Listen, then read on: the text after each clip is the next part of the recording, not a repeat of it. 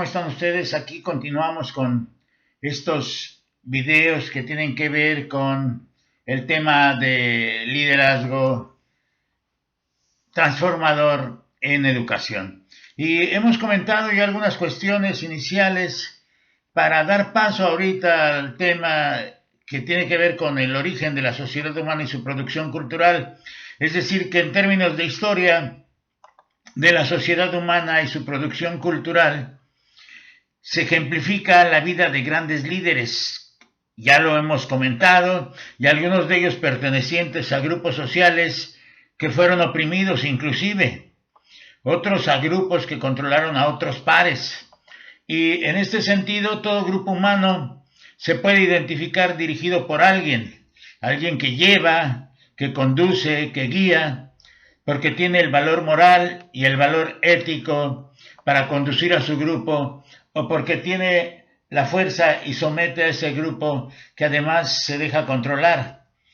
Y en este tono estamos hablando inclusive desde la palabra origen de liderazgo, que tiene que ver con to lead, sería el verbo para conducir o para llevar. Y en origen lo que podemos observar es que ese liderazgo se ganó, inclusive muchas veces sin buscarlo, sin pretender buscarlo, pero se ganó a través de la satisfacción de las necesidades humanas. Nunca ese líder se propuso en sí serlo, sino que fue la necesidad la que lo hizo surgir como tal. Así, en las sociedades primitivas surgía entonces el hombre más fuerte, el hombre más inteligente, el que hacía y generaba la estrategia para capturar a una presa que representaba la supervivencia del pequeño grupo, llámese como se llame este grupo, y que a la vez se mostraba así sin quererlo, sin pensarlo, como ejemplo ante los pequeños miembros del grupo, ante los más jóvenes del grupo. Eso fue lo que le hacía ganar prestigio, porque además le hacía ganar honores en razón de que daba el alimento al grupo, y con ello el propio grupo se garantizaba la supervivencia, inclusive en la distribución de las tareas, cual si fuera una división del trabajo, porque surgieron estas tareas por el carácter sexual, donde el hombre caza y la mujer destaza. Así, el hombre con los demás pares, ellos iban en busca de la presa que permitiera proporcionar la carne necesaria para la adquisición de la proteína animal y facilitadora además del desarrollo del ser humano. Encontramos entonces que los primeros grupos humanos fueron generalmente la misma forma de organización, o tuvieron generalmente la misma forma de organización, porque identificamos a las hordas como una pequeña célula de carácter social que da origen posteriormente a lo que vamos a conocer como la familia. La horda, por ejemplo, podía formarse por unos cuantos hombres, 4 o 5 hombres, 6 a 8 mujeres que la conformaban. Las hordas eran grupos que podían ir desde 20 personas hasta 40, tal vez 50. Y estos hombres y mujeres que la formaban tenían que cumplir ciertas tareas, porque si los números variaban y podían ser inclusive de 3 o 4 hombres o 5 o 6 mujeres, podríamos observar que en general estos grupos humanos, que se podían identificar por el número que he señalado, y además que se podían identificar por el tipo de interacciones que practicaban, estaban determinadas con base en un concepto central de la economía, que es el trabajo. Si yo considero el término trabajo, entonces el enfoque que le estoy dando ya tiene que ver con observar un liderazgo en un sentido materialista histórico. Y eso lo podemos hacer, porque el trabajo tiene que definirse de alguna forma, y desde esta idea, de una manera rápida, podríamos definir el trabajo como una actividad que permite obtener satisfactores. En otras palabras, lo que podemos decir es que el trabajo permite la satisfacción o permite satisfacer aquellas necesidades humanas que le permiten precisamente conseguir él o los medios para satisfacerlas. Entonces, si vamos a las culturas primitivas, donde podemos hablar de una división histórica también con relación al trabajo, paleolítico más antiguo que el neolítico, para el neolítico unos 5.000 años antes de nuestra era y más de 5.000 años antes del descubrimiento de la agricultura, el paleolítico, que se caracterizó fundamentalmente por la pesca, la caza y la recolección de frutos como actividades económicas. Incluso podemos afirmar que no solamente los hombres, sino que también las mujeres desarrollaron muchas y muy variadas destrezas que también les hacía tomar liderazgo, es decir, un liderazgo momentáneo con base en la capacidad que desarrollaban. En un sentido, entonces, el liderazgo no lo tuvo una sola persona. De ahí la importancia de las actividades económicas.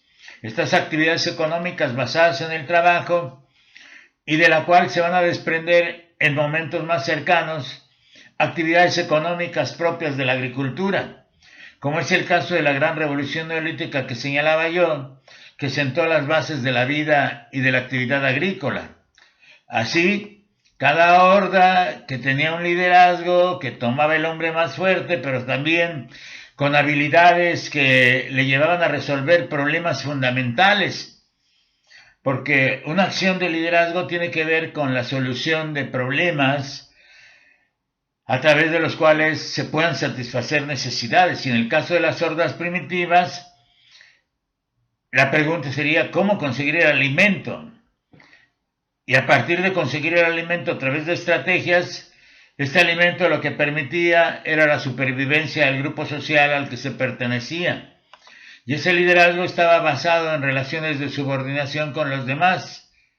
O sea, los demás sujetos tenían una subordinación y el líder diseñaba la estrategia fundamental para cazar a su presa y así dar sustento a la horda.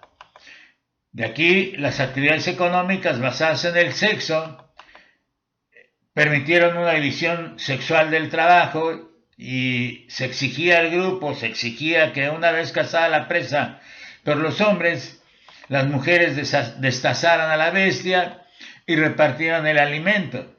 Así, al primero que alimentaban era el hombre más fuerte, privilegio que tenía porque era el sujeto que garantizaba la comida para el grupo.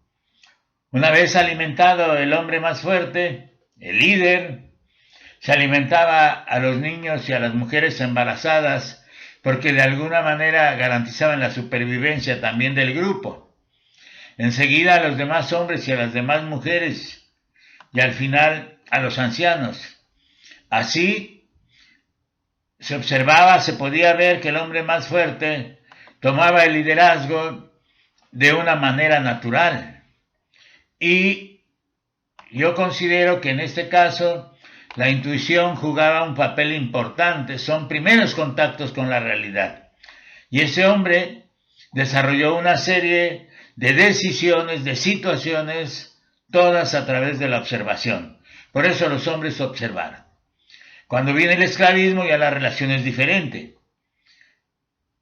Pero en el modelo primitivo, necesariamente un hombre fuerte, un hombre cazador, líder natural, debía haber sido un buen observador natural también, porque observaba los movimientos de las bestias.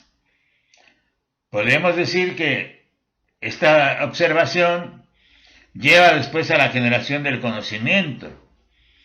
Y lo que podemos afirmar es que ese líder, ese hombre, fue un estudioso de los movimientos, un estudioso de los comportamientos y de las destrezas y de las habilidades de sus presas. Sabía cómo llegar a esa presa y cuál iba a ser la actitud que iba a tener la bestia. Eso obligó a organizar y a enseñar a los demás hombres adultos y a los jóvenes que se iban iniciando en el arte de la caza. Es decir, el líder enseña, pero el líder se muestra como un ejemplo.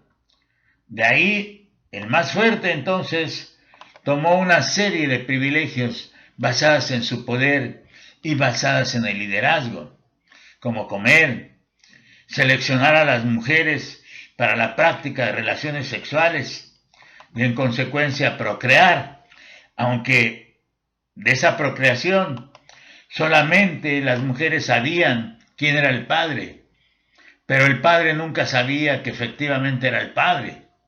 Ningún niño sabía quién era su padre, pero todos los niños sabían quién era su madre.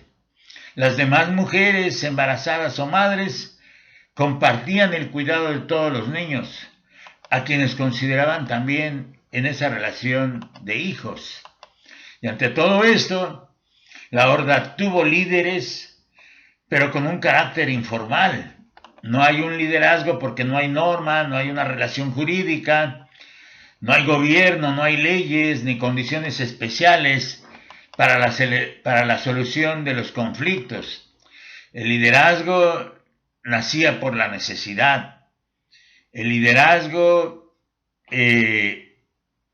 nacía por satisfacer, y de alguna forma surgían de manera incipiente algunas prácticas que no podemos llamar normas porque no son comportamientos escritos o no escritos, pero que de alguna manera paradójicamente estos comportamientos quedaban establecidos.